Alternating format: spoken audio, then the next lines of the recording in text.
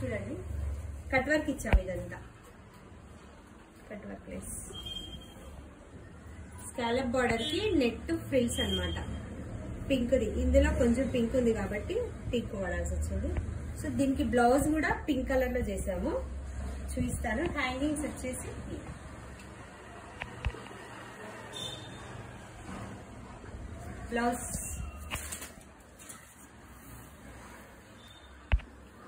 Blouse చూడండి, ఇది YouTube లో ఫుల్ ట్రెండింగ్ లో ఉన్న హ్యాండ్స్, షోల్డర్ ఫ్రిల్స్ హ్యాండ్స్.